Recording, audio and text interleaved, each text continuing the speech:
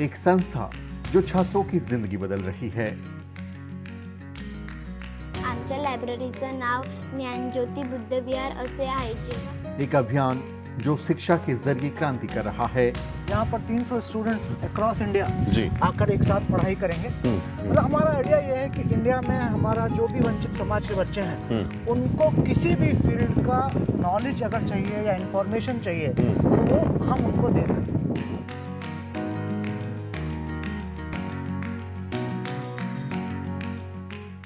एक शख्स जो चाहता है कि शिक्षा रूपी शेरनी का दूध हर बच्चा पिए। नालंदा मैं चाहता हूँ कि एक ऐसा रिसोर्स सेंटर हो जहाँ पे कोई भी स्टूडेंट कुछ भी बनना चाहे वो हम उसके उस प्रयास में सपोर्ट कर सकें। महाराष्ट्र के वर्धा में चल रहा नालंदा एकेडमी अभियान एक ऐसा शैक्षणिक आंदोलन है जो प्रेरणा लेता है राष्ट्रपिता ज्योतिबा फूले, सावित्रीबाई फूले और बाबा साहेब डॉक्टर अम्बेडकर के सपनों से। सपना शिक्षा को हथियार बनाकर समाज के सबसे वंचित बच्चों को सशक्त बनाने का। साल 2013 में अनूप कुमार ने वर्धा के doctor Ambedkar college of social work में 22 बेटियों के लिए एक 4 महीने का प्रशिक्षण कार्यक्रम शुरू किया था।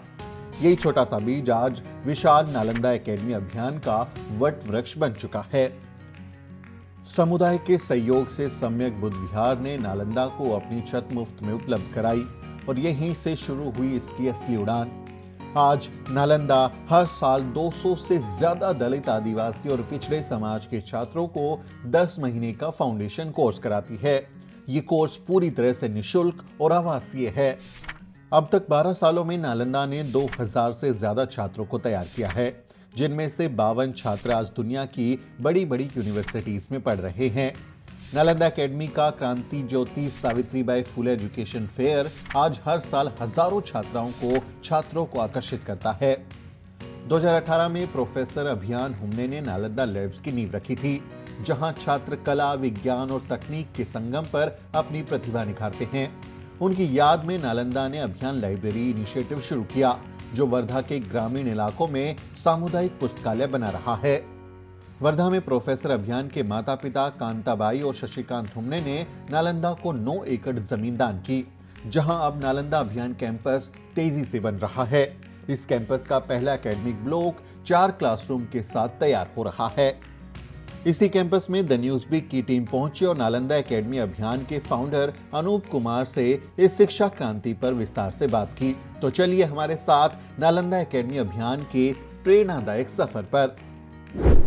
आत्म दीपो भव, be your own light. Tathagata Buddha ये संदेश देते हैं, तो इस संदेश का मतलब शिक्षा की तरफ भी जाता है कि शिक्षा हासिल करो, ज्ञान की रोशनी फैलाओ और उस रोशनी के साए में आप अपनी तकदीर बदल सकते हैं। मेरे साथ एक ऐसी शख्सियत हैं जो न सिर्फ अपनी तकदीर बदल रही हैं और बल्कि सैकड़ों हजारों बच्चों का जीवन बेहतर बना रही हैं। यहाँ तकदीर नसीब का लिखा हुआ नहीं है, बल्कि अपनी मेहनत से बनाई हुई चीज़ों को लेकर हम कह रहे हैं। तो अनूप हैं, अनूप नालंदा एकेडमी के फाउंडर हैं और नालंदा एकेडमी एक ऐसा इंस्टीट्यूशन है जो अपने काम की वजह से न सिर्फ भारत में बल्कि पूरी दुनिया में अपनी एक खास पहचान बना रहा है। और इस वक्त हम जहां पर खड़े हैं ये उनका कैंपस का निर्माण हो रहा है। एक बड़ा कैंपस यहाँ पर बनाया जा रहा है। अनु भाई, बहुत ही इंस्पायरिंग स्टोरी रही नालंदा एकेडमी की और मेरा बहुत दिनों से मन था कि मैं आपको हालांकि ऑनलाइन में फॉलो करता रहा हूँ, देखता रहा हूँ काम, आपके काम को हम हमेशा सराहते हैं, बट आज मौका मिला। वर्धा महाराष्ट्र में ये कैंपस है। तो अनु भाई, हम आपके कैंपस का टूर करेंगे और बिल्कुल। आप ये जो ख्वाबों का शहर बसा रहे हैं जी। ये एक प्रबुद्ध भारत बेगमपुरा हम इसको कह सकते हैं जी। कि ये बनाया जा रहा है जी। तो शुरुआत तो मैं यहीं से करता हूँ। ये आपने अभी एक दीवार पे जो मैसेज दिया हुआ है जी, तो इसके बारे में बताएं, क्या आइडिया रहा? हमारी एक फ्रेंड है प्रियंका पाटिल, जे स्कूल की जी, तो एक बहुत बड़ी आर्टिस्ट हैं। हाँ। और हम लोग साथ में थे, तो हम लोग का एक आइडिया था कि हमारा कैंपस तो बन ही रहा है, हाँ। बट उसका आइडिया क्या है वो एक वॉल पे आना चाहिए। हाँ। तो आत्म दीपो भव, सावित्री माई, डेमोक्रेटाइजिंग एजुकेशन, तो डेमोक्रेटाइजिंग एजुकेशन। हाँ। तो हमारा एक की सिंपल शब्दों में हम क्या करना चाहते हैं, राइट है ना, तो वो हम लोगों ने कोशिश किया दीवार पे बनाने का। बहुत तो बढ़िया। प्रियंका और उनके पार्टनर रोहन और बहुत सारे हमारे स्टूडेंट्स हाँ, ने हाँ। मिलकर ये डिजाइन किया था, और बहुत ही बनाया भी खूबसूरत था। है। जी जी जी। तो गेट से आप एंट्री करेंगे तो ये हाँ, दिखेगा। ताकि हमारा एक विजन जो है कैंपस का हाँ। वो दिख जाए। ये कि जय भीम, हाँ, आसमान छूने की तरफ हमारी जी। एक बेटी जाती हुई, तो दिस इज रियली अमेजिंग। अनु भाई, ये आप जो स्ट्रक्चर बना रहे हैं, जी। आपने मुझे एनिमेशन भी दिखाया कि जी। बहुत ही एक शानदार कैंपस बनने वाला है, तो इसकी कुछ विशेषताएं बताएं, कितने एरिया में जगह है, क्या कुछ स्ट्रक्चर ये बनने वाला हमारा है? कैंपस जो है वो 9.25 एकड़ में फैला हुआ है। हाँ, और इसकी खासियत ये है कि ये अपने आप का एक अनूठा रिसोर्स सेंटर होगा, हाँ, जहाँ पर 300 स्टूडेंट्स अक्रॉस इंडिया जी, आकर एक साथ पढ़ाई करेंगे।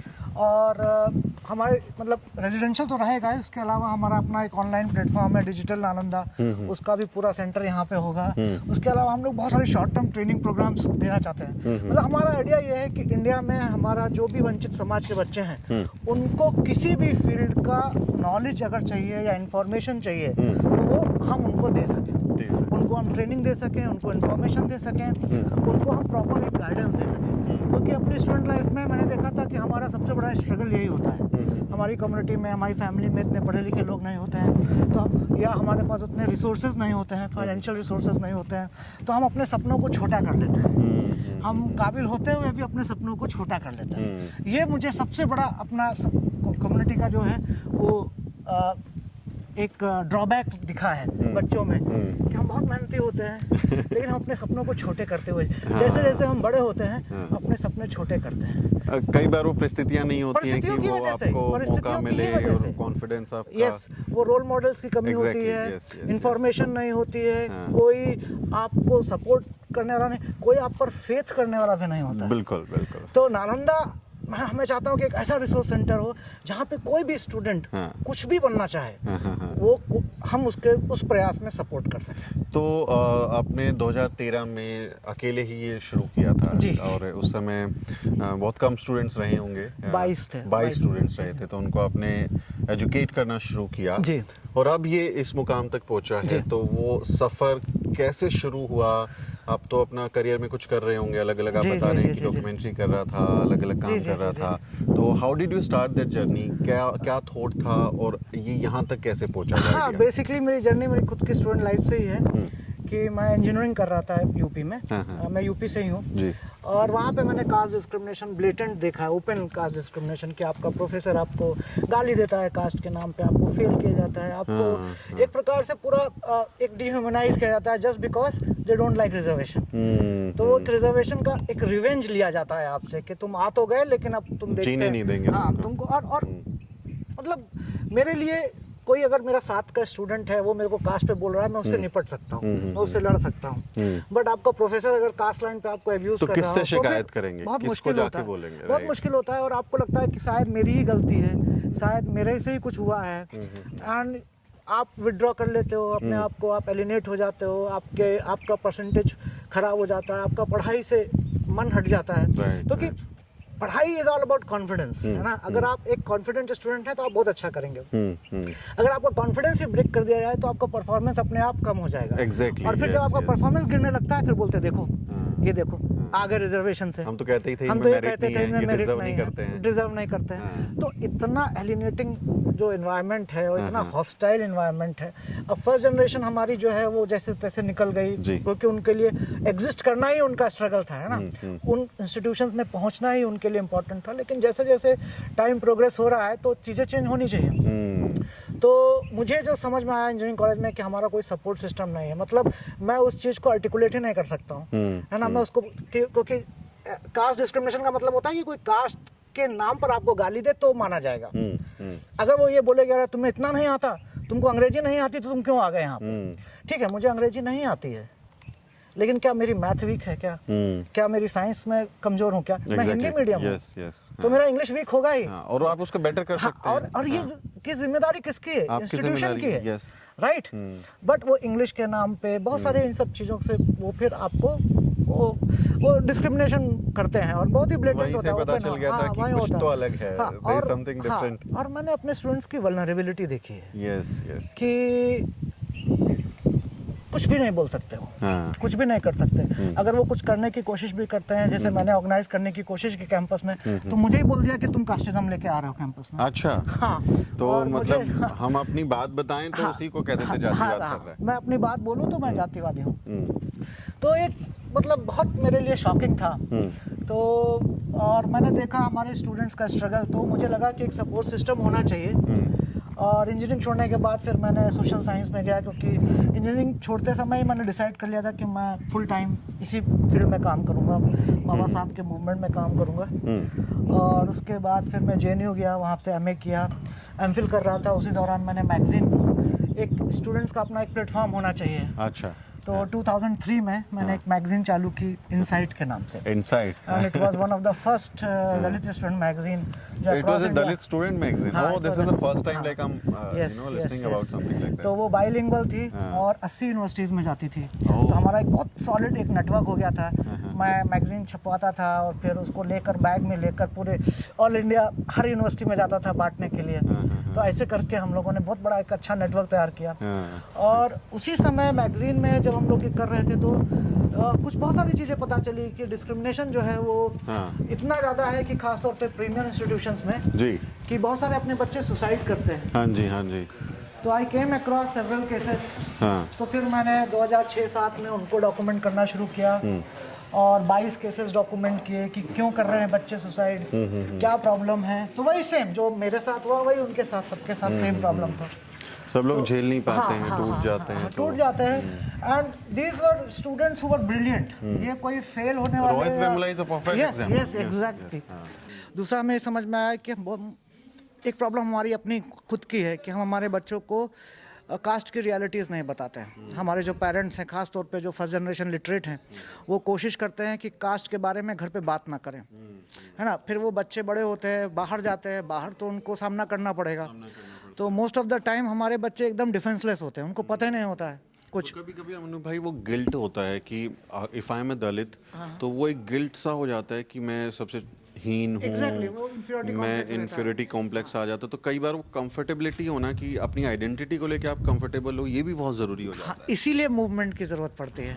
इसीलिए फिर बाबा साहब, ज्योतिबा फुले आपके घर में होने चाहिए, है ना। जब तक आप रोल मॉडल्स नहीं देंगे कि आप सिर्फ, ऐसा नहीं है कि आपके साथ उत्पीड़न ही हो रहा है, आप लड़े भी हैं, आप सक्सेसफुली लड़े भी हैं, आपने जगह भी बनाई है, आपने दुनिया के सबसे क्रूरतम सामाजिक व्यवस्था से लड़ रहे हैं, है ना। इससे ज़्यादा क्रूर कोई सामाजिक व्यवस्था नहीं है पूरी दुनिया में।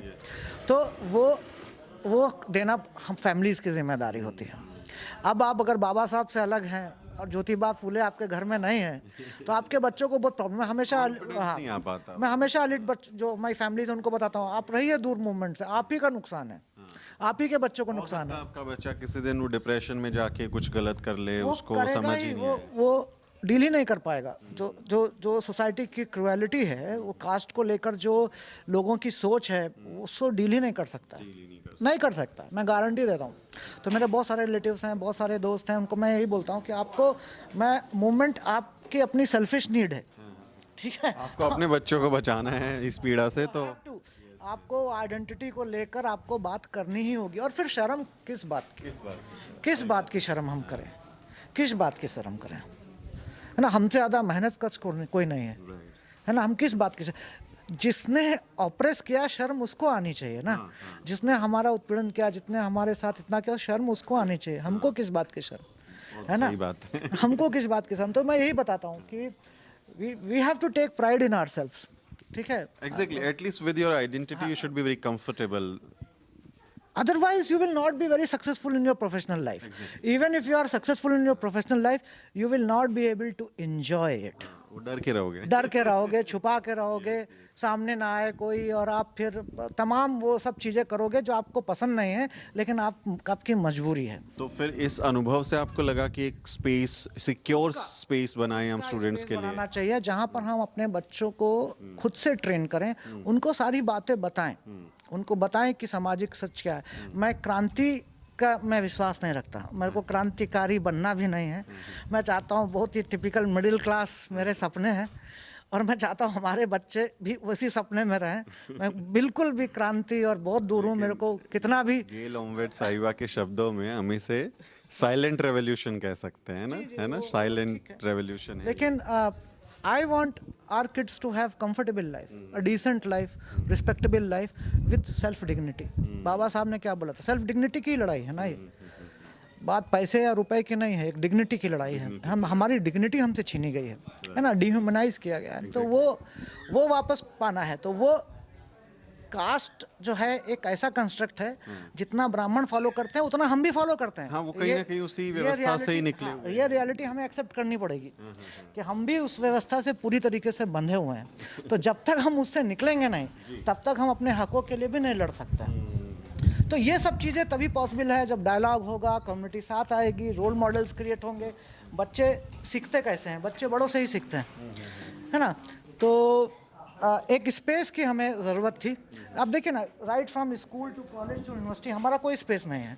गांव का स्कूल भी आपका अपना नहीं है, हाँ, ठीक सही है। बात है। स्कूल का तो आपने अनुभव बताया। गांव के स्कूल में भी आप देखोगे पूरा ब्राह्मणिकल जो ट्रेडिशंस हैं वही सब फॉलो होती हैं, ठीक है, और वो भी आपका अपना नहीं है।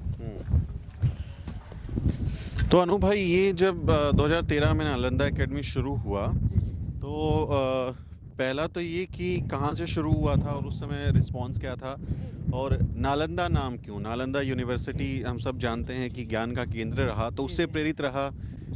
देखिए क्या था कि मैं मतलब महाराष्ट्र तो बाबा साहब की भूमि है, बाबा साहब ज्योतिबा फुले। तो जब बाबा साहब को पढ़ना शुरू किया और जब मैं JNU आया, तो महाराष्ट्र से हमेशा से लगाव था। तो मैं हर साल नागपुर आता था 14 अक्टूबर को, विजयदशमी के समय, जो अशोक दशमी के समय, धम्म प्रवर्तन दिवस पे मैं हर साल आता था JNU से। और मुझे बहुत अच्छा लगता था कि अपना कुछ है, अपना नागलोक जाता था, फिर आपका जो ये भूमि है, धम्म भूमि है, वहाँ पे जाता था। तो हमेशा से ये था कि, और बुद्धिज़्म के प्रति लगाव था। बाबा साहब को पढ़ने के बाद मेरे को समझ में आ गया था कि थोड़ा सा कि एक रिलीजन को लेके मेरा अपना एक दृष्टिकोण बना था कि हमें बुद्धिज़्म अपनाना है। तो बुद्धिज़्म अपनाना किताबी बात होती है ना कि अपनाना है, but I wanted to see the real Buddhism की जो प्रैक्टिस हो रहा है। तो मैं बुद्धिस्ट कम्युनिटी के साथ रहना चाहता था। मेरा हमेशा से ये था कि यार मेरे को महाराष्ट्र जाना है, कुछ दिन रहना है ना। मतलब I wanted to see at the ground कि क्या है बुद्धिज़्म, है ना। हमारे महापुरुषों की, महिलाओं की ज़मीन है ये। रिलीजन जो है वो बहुत ही कॉम्प्लिकेटेड। मैं एथीस्ट हूँ, मतलब आप अगर वैसे देखें टेक्निकली, तो I don't believe in any God and, but I also understand the power of religion, I also understand the need of religion. तो मैं उसको डिस्कार्ड भी नहीं करता हूँ कि नहीं यह बकवास है ना। मेरा बहुत है कि आई एम ओपन। बाबा साहब ने बोला है बुद्धिज़्म के बारे में, नीड बोली है कि रिलीजन की, तो आई वांट टू अंडरस्टैंड। तो मैं समझना चाहता था कि बाबा साहब ने ऐसा क्यों किया, बाबा साहब ने बुद्धिज़्म क्यों अपनाया। तो मैं पढ़ता भी बहुत था पहले, तो बट वो बुकिश नॉलेज थी। तो I wanted to see in practice. तो I used to come to Nagpur, and मेरी एक दोस्त हैं चेतना, उनका एक कॉलेज है यहाँ पे वर्धा में, बाबा Saheb Ambedkar college of social work, छोटा सा कॉलेज है। तो उसमें BSW के कोर्सेज हैं। तो उनसे एक बार बात चल रही थी मेरी 2013 में जनवरी में, हम लोग का बॉम्बे में एक इवेंट में हम मिले थे। तो उन्होंने कहा कि अनूप भाई हमको टीचर चाहिए, क्योंकि इंग्लिश का बहुत प्रॉब्लम है, सब गांव की लड़कियां हैं, तो कोई हो तो बताइएगा। तो मैं बोला ठीक है, मैं बताऊंगा। फिर पता नहीं कैसे वो जून में एकदम से दिमाग में आया कि आई शुड गो। तो मैं खुद ही वॉलंटियर हो गया। मैं बोला कि मैं आता हूँ। मैं 3 या 4 महीने के लिए आया था। अच्छा। मैं बस ये बोला कि आप मेरे को एक रूम दे देना, मैं कॉलेज में ही रूम दे देना, मैं पढ़ाऊँगा बच्चों को। और मेरा टीचिंग का कोई एक्सपीरियंस नहीं है, मतलब कभी सपने में भी नहीं सोचा था कि मैं टीचर बनूंगा, मतलब I had no interest in that. और दूसरा ये था कि मैं महाराष्ट्र में कुछ समय रहना चाहता था, कुछ लिखना चाहता था। तो basically I wanted to become a writer, which I could not. तो वो मेरा सपना, writing the future of so many children, पूरा सपना रह गया मेरा। तो मैं लिखने के लिए आया था, और मैं सोचा था कि बहुत सारा समय मिल जाएगा मुझे। फिर यहाँ पे वो 22 बच्चियाँ थी, स्टूडेंट्स थी, फीमेल स्टूडेंट्स, वो BSW फाइनल ईयर में थी। तो आई स्टार्टेड टीचिंग दम न्यूज़पेपर कैसे पढ़ना चाहिए, और general knowledge, maths, basic maths, ये सारी चीज़ें बेसिक में पढ़ाना शुरू कर दिया। एंड आई मतलब मेरे को थोड़ा सा इंटरेस्ट डेवलप होने लगा। और उसी समय Tata institute of social sciences का एंट्रेंस एग्ज़ाम का फॉर्म निकला था। तो उस समय एंट्रेंस एग्ज़ाम की कोई फ़ीस नहीं होती थी, फ्री था। तो मैंने इन बच्चों को बोला भरो भरो, तो ये बोले नहीं नहीं इंग्लिश में है, इंग्लिश में कैसे होगा, मेरा हमसे नहीं होगा, क्योंकि सारी बच्चियाँ गाँव की हैं, मराठी मीडियम है। तो मैं आप टेंशन मत लो, फ्री है, दे के आते हैं ना, तैयारी कराता है ना हम आपकी। और मैंने तैयारी कराना शुरू किया। तो लकीली उनमें से कुछ 22 में से कुछ 11 बच्चों का रिटर्न में सिलेक्शन हो गया। तो मेरे लिए तो वो मिरेकल था, मतलब मेरे खुद ही विश्वास नहीं हो रहा था कि 3-4 महीने की पढ़ाई में बच्चे इतना अच्छा कर सकती हैं, इतना पोटेंशियल है। और उसके बाद मैंने कॉलेज वालों से बोला कि भाई इनको इंटरव्यू की तैयारी करानी है, आप मेरे को 1 महीने का समय दो, इन सारी बच्चियों को 11 बच्चों को कॉलेज में रखो 1 महीने के लिए, दोनों टाइम का खाना दो इनको, और मैं इनको इंटरव्यू की तैयारी कराता हूँ। क्योंकि वो गांव से आती थी, 20-30 किलोमीटर डेली ट्रैवल करना मतलब नहीं हो पाएगा, बहुत सारा टाइम वेस्ट होता था। तो हमारा जो चेतना कॉलेज है उन्होंने बहुत अच्छे से उन्होंने उसकी पूरी तैयारी की, बहुत मदद की हमारी, और इन बच्चों को मैंने इंटरव्यू की तैयारी कराई। इसमें से फिर 4 लड़कियां और 1 लड़का, उसका सिलेक्शन हो गया, फाइनल सिलेक्शन हो गया। तो मैं तो बहुत खुश हो गया, मतलब 4-5 महीने हो गए थे मेरे को पढ़ाते हुए। मेरे को लगा अगर मेरी 4-5 महीने की, मतलब आप सोचे ना, गांव की बच्ची मराठी मीडियम बॉम्बे जा रही है, अच्छी यूनिवर्सिटी में पढ़ रही है, तो 2 साल बाद ये पीजी हो जाएगी, फिर इसका जॉब लगेगा। जस्ट इमेजिन कि कितना बड़ा ट्रांसफॉर्मेशन है उसकी लाइफ के लिए, उसको है ना? हो सकता है कि थोड़ी सी उम्र में उसकी शादी करके और हाँ, गृहस्थी में नहीं तो उसको, वही लेकिन अब उसकी तो जिंदगी बदल गई है। फिर ये बच्चियां जब चली गई, फिर जब ये वापस आई 6 महीने के बाद, तो कॉलेज में आई, तो उनका पर्सनालिटी चेंज हो चुका था, उनके कपड़े पहनने का ढंग चेंज हो चुका था, उनका बात करने का ढंग चेंज हो चुका था। तो it was a miracle for me, मतलब मेरे को लगा यार ये तो इससे अच्छा कंट्रीब्यूशन मैं लाइफ में नहीं दे सकता हूँ। That was the turning point. That was the turning point. I went back to Delhi, मेरे पास जो भी था सब दान कर दिया। हमारे करनाल के एक भंते जी थे, उनको फ़ोन किया मैंने कि ट्रक लेके आ जाओ, तो जो भी था मेरे पास, I just donated everything and with some cloth and some books I came back to Wardha. तब से फिर वापस नहीं गया। तो ये तब से वर्धा से ही चल रहा है? वर्धा से ही चल रहा है। तो अभी आपकी एकेडमी जो है वो दूसरी जगह चल रही अभी है? हम लोग, हाँ, फिर क्या हुआ कि फिर बहुत सारे बच्चे आने लगे, तो कॉलेज की जगह छोटी पड़ने लगी। तो फिर वो बुद्धिस्ट कम्युनिटी ने बोला कि हमारा एक बुद्ध विहार है, आप उसको ले लीजिए। तो बड़ा सा बुद्ध विहार है, ये वन ऑफ द ओल्डेस्ट बुद्ध विहार है, पोस्ट बाबा साहब कन्वर्जन, 1960 में बना था वो। हाँ, और पूरी कम्युनिटी ने बड़ी मेहनत से उसको बनाया था। तो पूरा खंडहर हो चुका था, जब हम लोग मिला तो पूरा खंडहर था वो, लेकिन फिर भी काफ़ी बड़ा स्पेस था। तो मुझे तो बहुत अच्छा लगा। फिर हम लोगों ने धीरे धीरे उस विहार को अच्छा किया, फर्श पड़े, किसी ने प्लास्टर करवाया, किसी ने वो करवाया, और 2014 से फिर मैं वहीं पे पढ़ा रहा हूँ बुद्ध विहार में। तो एक साथ कई काम हो गए, धम हाँ, को भी पुनर्स्थापना मिली वहाँ, जी, जी, जी। और बच्चों के लिए आपने एक एजुकेशन इंस्टीट्यूट भी बना दिया। तो अभी तक आपने कितने बच्चों को ट्रेन किया होगा, और वो कुछ अगर आप सक्सेस स्टोरीज बता पाएं? कितने बच्चों को? 2000 बच्चों को पढ़ाया है मैंने, सभी टॉप यूनिवर्सिटीज़ में है। हम लोग का सक्सेस रेट ऑलमोस्ट 100% है। अच्छा। मैं करीब 150 से 200 बच्चों को लेता हूँ हर साल, और ये बच्चे 14-15 स्टेट से आते हैं और आके मेरे पास रहते हैं यहाँ पर। हमारे पास अभी तक हॉस्टल वगैरह नहीं है, तो बच्चे रूम रेंट वगैरह लेकर रहते हैं, खाना भी बाहर खाते हैं, तो हम लोग उनका खर्चा भी उठाते हैं उन बच्चों का। और ये फ्री है, मतलब हम लोग कुछ भी पैसा नहीं लेते। तो किसी तरह की फ़ी नहीं देना? कोई कुछ नहीं, कोई कुछ नहीं, कोई भी आ सकता है, कोई एंट्रेंस एग्ज़ाम नहीं है, कुछ नहीं, क्योंकि एंट्रेंस एग्ज़ाम के खिलाफ ही हूँ मैं। क्या क्राइटेरिया रहता है? क्राइटेरिया ये है कि आप गांव से होने चाहिए, आप first generation second generation literate होना चाहिए, और पढ़ने का मन होना चाहिए, है ना, कि आप पढ़ना चाहते हैं। और 50% लड़कियां रहती हैं, तो 50-50 का रेशियो रहता है। और ऐसे बच्चे जो ड्रॉप आउट हैं, और हमारा क्राइटेरिया थोड़ा उल्टा है। हम उन बच्चों को लेते हैं 50%, 52% वालों को, 90% वालों को नहीं लेते हैं। ओह अच्छा, तो कई कुछ लोग ये सोच सकते हैं कि ये लेते ही टॉपर्स को होंगे, तो वो नहीं, जाके सेलेक्ट हो जाते होंगे। हमारा उल्टा क्राइटेरिया है। हम ऐसे बच्चों को लेते हैं जो फेल हो रहे हैं, या 42% है, 45% है, 55% है, ऐसे बच्चों जो टॉपर है वो तो निकल ही जाएंगे, उनको हमारी ज़रूरत नहीं है, दे डोंट नीड अस। और जो बच्चे फेल हो रहे हैं या बच्चों के परसेंटेज कम आए, उसमें उनकी गलती ही नहीं है। सही बात। I don't blame them. Yes. ऐसा है ही नहीं कि उनमें पोटेंशियल नहीं है, वो तो परिस्थितियाँ रही होंगी। अब 90% हमारे बच्चों का फैमिली में बाप बीमार पड़ा हुआ है, माँ बीमार है, या भाई का कुछ हो गया, वो बचपन से काम कर रहे हैं। 90% हमारे बच्चे बाल मजदूर हैं, तो अब वो 45% नहीं लाएंगे तो क्या लाएंगे? क्या लेके आएंगे उन मतलब सिचुएशंस में? वो सिचुएशंस ऐसी है ना, it's not that they are not intelligent. और पहली बात, मेरे को आज तक, मेरे को मतलब 25 साल तो काम करते हो गया और 13 साल पढ़ाते हो गया, मुझे आज तक कोई डम स्टूडेंट नहीं मिला। मुझे आज तक कोई ऐसा स्टूडेंट नहीं मिला जो इंटेलिजेंट ना हो। ये सब बकवास है। आप मार्क्स नंबर से कैसे आप कर सकते हो? कि मैंने देखा है मेरे स्कूल के जो टॉपर हैं वो तो मेडिकल शॉप खोल के बैठे हुए हैं, और जो वो बैक बेंचर हैं वो यूएस में है। ठीक है, मेरे खुद के स्कूल का है ना। तो जो मेरिट का ताना है कि हमारे प्रोफेसर कांचा इलैया कहते हैं कि मेरिट इज माय फुट। तो how do you see the merit? बहुत ही कन्वीनियंट एक्सक्यूज है अपर कास्ट का to keep this system working. Actually उनको भी पता है कि मेरिट कुछ नहीं होता है। मार्क्स जो होते हैं वो आपकी फैमिली बैकग्राउंड, आपका सपोर्ट सिस्टम, बहुत कुछ पे डिपेंड करता है। तो अब वो उनको आसान है ना, क्योंकि पहले वो बोलते थे तुम अछूत हो इसलिए क्योंकि पिछले जन्म में पाप किया है। अभी तुम्हारे कर्म ने तुमने खराब किए थे, तो उसको बोल नहीं सकते हैं ये चीज़। तो अब वो बोलते हैं कि तुम नॉन मेरिटोरियस हो, तो वो हेट वही है, वो लॉजिक चेंज हो गया है। ठीक है, तो हेट वही है कि अभी हम तुमको अछूत नहीं मानते, लेकिन तुम मेरिटोरियस नहीं हो। क्यों नहीं हो? क्योंकि तुम्हारे नंबर हमसे कम है। ठीक है, तो अब आप जितने भी एंट्रेंस एग्ज़ाम हैं उठा के देख लीजिए, जितने भी एलीट इंस्टीट्यूशंस हैं, मैं तो चैलेंज करता हूँ आप जितने भी एलीट इंस्टीट्यूशन दिखा दिए, उसमें तो वहाँ पे गरीब ब्राह्मण भी नहीं पढ़ सकता, तो गरीब दलित कहाँ से पढ़ेगा? ठीक है, आपका एंट्रेंस एग्ज़ाम ही ऐसा डिज़ाइन किया हुआ है कि एलीट आ सकते हैं। आपके एलीट आएंगे और हमारे एलीट आएंगे, लड़ाई उन्हीं की है।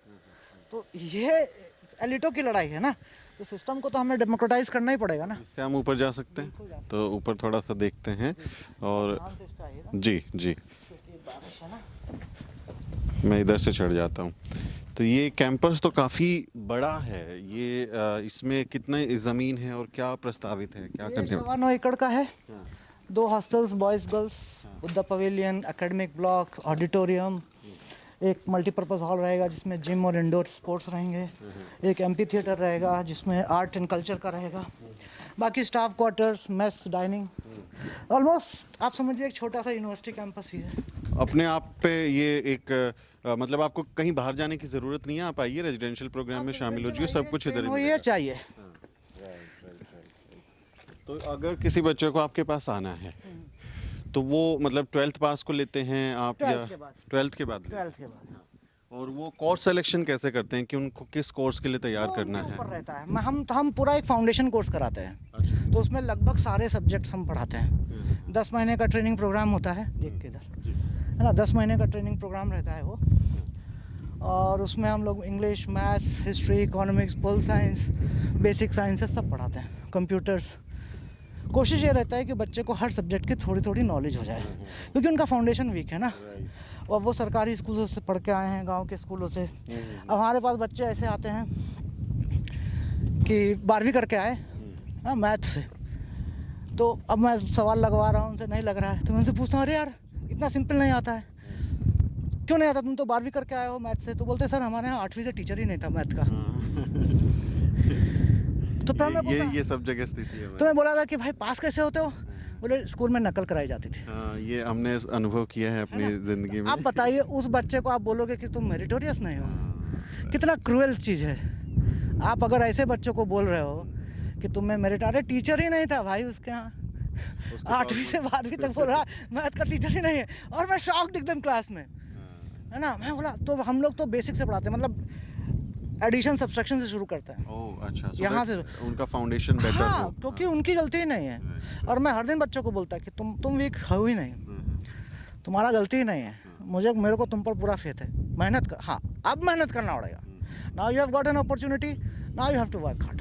तो ये इसमें मैंने देखा है नालंदा एकेडमी से कई सारे बच्चे विदेशी यूनिवर्सिटीज़ में जाते हैं, तो उसके लिए कैसे तैयारी कराते हैं? क्योंकि उनके एंट्रेंस एग्जाम तो बच्चे अपने आप करते हैं। हम लोग के बस मेंटर्स हैं बहुत सारे, 200 के करीब हैं, जो कम्युनिटी से भी हैं, कम्युनिटी के बाहर से भी हैं, जो फॉरेन में हैं, तो वो गाइड करते हैं। मेरा उसमें कुछ ज़्यादा योगदान नहीं रहता है, बट मेरा वो योगदान है कि to create that platform. You are connecting the dots, Yes, you are yes, like yes, you know yes, you उनको मिलवा दिया उनसे, तो फिर वो उनसे अब वो बच्चों के ऊपर डिपेंड करता है कि उनका फील्ड का क्या है, रिसर्च फील्ड क्या है, किस कंट्री में जाना चाहते हैं, जीआरई की तैयारी करनी है या IELTS की करनी है, टॉफिल का करना है, वो उनका अपना रहता है। We just provide them resources and guidance, that's तो ऑल। ये इसी की तो जरूरत है ना भाई, क्योंकि वो कई बार बच्चे तो पता ही अपने- नहीं होता करना क्या है। एग्जैक्टली, वही सबसे बड़ा मैंने प्रॉब्लम। कई बच्चों को देखा है, वो पूछे उनसे कि BA और BA ऑनर्स में फ़र्क क्या है, तो उनको नहीं मालूम होता। वो मुझे बोलते भी हैं नहीं पता था, हमें तो graduation में हम जब तो था। प्लेन BA करना है। मुझे भी नहीं पता, मैं भी प्लेन भी ही बोलता था, मुझे भी नहीं पता था। तो वो एक्सपोजर का ही है इशू। और मुझे लगता है कि एक अच्छा रिसोर्स सेंटर अगर हो जहाँ पे बच्चे रीच आउट कर सकें और जहाँ पर आपको हर टाइप का इंफॉर्मेशन मिल सके। अभी तो दुनिया बहुत छोटी हो चुकी है, अभी AI है, इंटरनेट है, सब कुछ है। अभी तो यहाँ पे बैठे बैठे हम हज़ारों बच्चों को गाइड कर सकते हैं, है ना, उनको हम नेटवर्किंग कर सकते हैं। तो we have to leverage that, That's really we have to leverage that, breaking the boundaries actually, और obviously. बहुत ज़रूरी है कि वो हो। अनु भाई, ये जो कैंपस है, ये इसको बनाने की भी कहानी अद्भुत है। जी, ये जी। क्या समाज की मदद से बन रहा है? जी, आपने जी। कैसे रिसोर्स मैनेज किया? जी जी। सबसे पहले मैं बताऊंगा मेरे दोस्त के बारे में, अभियान हुमने, जो कि एक साइंटिस्ट थे और मेरे साथ बहुत पहले से जुड़े थे। जब मैं मैगजीन निकालता था तो वो तब समय वो इंजीनियरिंग कर रहे थे, तो वो सब्सक्राइबर थे। फिर उसके बाद वो US गए, US में 10-12 साल रहे, तो वो हमसे ऑनलाइन जुड़े हुए थे। और 2016 में 2016 या 17 में फेसबुक पे हम लोग फ्रेंड बने। हम मिले नहीं थे कभी, but we were connected somehow through email and all. तो वो आए मेरे पास, वो नागपुर के ही रहने वाले थे। तो वो US से जब वापस आए तो उन्होंने बोला कि I want to work with you, और मैं अपना जॉब वॉब सब छोड़ के, and I appreciate what you are doing, और मैं साइंस में करना चाहता हूँ। अच्छा। क्योंकि वो वॉज अ साइंटिस्ट, तो मैं तो सोशल साइंस वाला हूँ, आर्ट्स वाला, तो बच्चों को मैं हिस्ट्री इकोनॉमिक्स पढ़ा सकता हूँ सिर्फ। But he came and he gave this idea that we should have a lab. तो उन्होंने अपने पैसों से ही 2017-18 में नालंदा में ही एक लैब बनाया, नालंदा लैब्स, जिसमें उन्होंने खुद का पैसा लगाया और 3D प्रिंटर, ड्रोन, सारा, कि हम स्कूल के बच्चों को ट्रेनिंग देंगे। क्योंकि हमारे जो बच्चे हैं गांव के, उनको इंस्ट्रूमेंट छूने को भी नहीं मिलता है। हाथ मत माइक्रोस्कोप भी लगाओ, छूना- टूट हाँ, जाएगा, याद है? इसको मत लगाओ। लैब तो बंद ही रहती, लैब है या खोलते नहीं ये नहीं। पता ही नहीं होता है। ठीक है, अब ऐसे जब आपका ग्रूमिंग में वैसा नहीं है, तो अब आप 12वीं के बाद जाके कैसे साइंटिस्ट बन सकते हैं? आपका जो क्यूरियोसिटी और आपको वो मालूम ही नहीं है कि हाँ, कैसे फॉर्मुलाइज करनी है चीजें। टच विद हैंड्स ना। अब जब तक आप मशीनों को खुद से हाथ से नहीं छूओगे, आप में क्यूरियोसिटी नहीं होगी ना। तो उन्होंने फिर, हम दोनों फिर क्या करते थे, दोनों पूरे इंडिया में घूमते थे, हम वर्कशॉप्स लेते थे। मैं सोशल साइंस, हायर एजुकेशन, वो साइंस पे लेते थे। बच्चों को कोडिंग करना चाहिए, अब डिज़ाइन करना चाहिए। छोटे छोटे बच्चों को, 5th क्लास के 6th क्लास के बच्चों को हमारी लैब में अभियान भाई जो हैं वो कोडिंग वगैरह सिखाते थे। बहुत ही अच्छा चल रहा था हम लोग का। But unfortunately in 2019 he passed away, cardiac arrest. हाँ, वो बहुत बड़ा लॉस था हमारे लिए। हम दोनों लोग बहुत अच्छा काम कर रहे थे, मतलब नालंदा एकदम ज़मीन से एकदम ऊपर पहुंच गया था उनकी वजह से। क्योंकि वो बहुत सारे साइंटिस्ट लोगों को लेके आते थे, बहुत सारे जो फॉरेन में हैं साइंटिस्ट बड़े बड़े, वो आके उनके वर्कशॉप्स यहाँ पे वो करवाते थे। तो it was going on very well. और हम दोनों ने ये सोचा था कि क्योंकि बच्चे बहुत बाहर से आ रहे थे और रहने का, खाने का बहुत सारा इशू है, सिक्योरिटी इशू है, बच्चियाँ बाहर से आती हैं, बहुत सारे इश्यूज होते हैं, लोकल हेल्थ इश्यूज थे। तो कुछ एक्सीडेंट्स भी हुए। तो हम लोग को ये लगता था कि we should have our own campus, क्योंकि देश भर से बच्चे आ रहे हैं। अब आप बाहर बच्चों को कहाँ पे रुकवाओगे, है ना, उनकी सिक्योरिटी भी इशू नहीं होता है ना, खाने का इशू है, बहुत सारा है। तो 2018-19 में हम लोगों ने प्लान करना शुरू किया, we should have our own campus. और मुझे अभी भी याद है 6 फरवरी को मेरा बर्थडे है, और 6 मेरा बर्थडे का बच्चे लोग सेलिब्रेट करते हैं। तो उसका पार्टी के बाद हम लोग रात में 1:30-2 बजे तक एक चार्ट पेपर लेकर बैठे हुए थे कि कैंपस कैसा होना चाहिए। He was a good designer also, अभियान वॉज एन आर्टिस्ट। तो वो पूरा डिज़ाइन कर रहे थे बैठ के, ऐसा होना चाहिए, ऐसा होना चाहिए, ऐसा होना चाहिए। एंड नेक्स्ट डे 8 फरवरी को ही एक्सपायर्ड। क्लास लेकर वो वापस गए अपने फ्लैट पे, वो यहीं पे रह रहे थे। एंड देन मैं, उसके बाद मेरा क्लास था, तो मैं क्लास में था, तो एक स्टूडेंट का कॉल आया कि सर गिरे पड़े हुए हैं। तो मुझे लगा वो प्रैंक कर रहा है, क्योंकि वो बहुत, he was very jolly kind of person. तो मुझे लगा कि वो मजाक कर रहे हैं। मैं कहा नहीं सर, वास्तव में। तो हम लोग भागे गए, but by then he was no more. तो that was a big setback for us. मतलब मेरा तो पूरा ख़त्म ही हो गया था कि अभी मेरे को छोड़ के जाना है। मतलब losing a friend And losing a friend सबसे इम्पोर्टेंट है कि he was a friend who believed in you, who believed in your vision, और आपके विजन के लिए वो सब कुछ छोड़ के आया है। अपना करियर, अपनी जॉब सब छोड़। वो तो साइंटिस्ट, यूएस में थे, बड़े प्रोफेसर थे बैंगलोर में। He comes from a very good family and Wardha में आके रह रहे, यहाँ पे अपना पैसा लगा रहे, अपना पैसे लगा के लैब बनाया। तो विच इज़ फॉर मी, मतलब मेरा तो 25 साल का ऑलमोस्ट एक्सपीरियंस है पब्लिक लाइफ का, विच इज़ यूनिक, मतलब स्पेशल फॉर मी, है ना। तो उन्हीं के नाम से आपने हाँ, अभियान, नालंदा तो एकेडमी अभियान चला। जिस दिन उनकी डेथ हुई उसी दिन मैंने सोच लिया था कि we have to fulfill his dream, क्योंकि उससे जस्ट 2 दिन पहले मेरे बर्थडे पे हम लोग रात भर पूरा प्लान, मेरे को अभी भी याद है, मैं और अभियान बैठे हुए रात में 1:30-2 बज रहा है, और वो पूरा वो चॉकआउट कर रहा है कि ये कैंपस ऐसा होना चाहिए, इधर लैब होनी चाहिए, इधर ये होना चाहिए। तो वो मेमोरी अभी भी है मेरे पास। तो उसके बाद उनके पेरेंट्स जब आए यहाँ पे मिलने के लिए, तो जब उनको पता चला तो उन्होंने बोला कि आप इसको आगे बढ़ाओ, हम सपोर्ट करेंगे। ठीक है। तो 2020 में फिर हम लोगों ने ये ज़मीन, ये जो लैंड है परचेज़ की, ये अभियान भाई के जो पेरेंट्स हैं उनके ही पैसों से, उनके ही डोनेशन से। तो ये ज़मीन उन्होंने आपको खरीद के दिया? हाँ, पूरा खरीद के दिया है उन्होंने। और उसके अलावा जब हमारा काम शुरू हुआ तो उसके अलावा भी उन्होंने डोनेट किया। तो सबसे जो हमारा प्राइम जो सपोर्ट रहा है वो अभियान भाई की फैमिली से रहा है। उनकी पार्टनर बीजल हैं, उनके मम्मी पापा कांता उमने और शशिकांत उमने जी, तीनों का काफ़ी सपोर्ट रहा है। मतलब उनकी वजह से ही हम खड़े हुए हैं, उनकी वजह से ही हम ये यहाँ तक पहुँचे। उसके बाद जब ये ज़मीन वगैरह लिया, जब हम लोगों ने बात करना शुरू किया, फिर बहुत सारे लोगों ने सपोर्ट किया। वो दिखता है तब कि कुछ काम हो रहा है तो फिर जुड़ते जाते हैं। सबसे खासियत बात यह है कि हम पूरी तरीके से कम्युनिटी फंडेड हैं। मतलब हमारे पास कोई बहुत बड़े बड़े डोनर्स नहीं हैं, कोई फंडिंग एजेंसी नहीं है, हम एनजीओ नहीं है, हम प्रपोजल नहीं लिखते। वो तो एक इंडस्ट्री है एनजीओ, उसमें हमारे लोगों की तो एंट्री भी नहीं है। नहीं, वो मेरा इंटरेस्ट भी नहीं है। ये है कि छोटे छोटे डोनर्स हैं, 500 रुपये, 100 रुपये, 200 रुपये देने वाले हैं, आते हैं, खुद दे के जाते हैं कि सर आप बाबा साहब का काम कर रहे हो हमारी तरफ से। तो ये उनके पैसों से बन रहा है। बहुत बढ़िया। तो ये कम्युनिटी लेड है पूरी तरीके से, and I am very proud about it. We are also very proud of you and the Nalanda academy अभियान। और अभियान भाई की कहानी पहली बार हमें पता चली है। मुझे लगता है कि दर्शकों को भी ये पहली बार जानने को मिलेगा, और उनके परिवार को भी हम सैल्यूट करते हैं। उनके परिवार का इतना बड़ा विजन है कि वो ये सोच पा रहे हैं, अदरवाइज़ तो इतना संभव नहीं होता इतने बड़े नुकसान के बाद। तो बहुत अच्छा लगा आपसे बात करके अनूप भाई। और यहाँ इस कैंपस में आके हम भी बहुत खुश हैं। हम ऐसे ही एक कैंपस चाहते हैं हमारे बच्चों के लिए जहाँ सब कुछ सुरक्षित हो, जहाँ उनके साथ किसी तरह की रैगिंग, कास्टिज़म या डिस्क्रिमिनेशन ना हो। तो हम भी आपसे अपील करते हैं, नालंदा एकेडमी के जो अकाउंट डिटेल्स हैं वो हम आपको स्क्रीन पर दिखा सकते हैं, आप डिटेल्स आपके साथ शेयर कर सकते हैं। तो आप भी डोनेट करें कि ये कैंपस और खूबसूरत बने, और जब हम अगली बार आएँ तो यहाँ बच्चे हों और हम उनके साथ बातचीत करें और स्टोरीज़ को हम साझा करें। बहुत बहुत शुक्रिया अनूप भाई। Thank you so much. तो इस कहानी को शेयर करें और हमारे चैनल को सब्सक्राइब ज़रूर करें। मेरा नाम सुमित चौहान है और इस वीडियो स्टोरी को रिकॉर्ड करने में मेरी मदद कर रहे हैं मेरे सहयोगी मोहित। अगले वीडियो में मुलाकात होगी दोस्तों। जय भीम। जय भीम। साथियों, अगर आपको द न्यूज़ वीक का काम पसंद है और आप चाहते हैं कि हम यूं ही अम्बेडकरवादी पत्रकारिता करते रहें, तो हमारी आर्थिक मदद जरूर करें।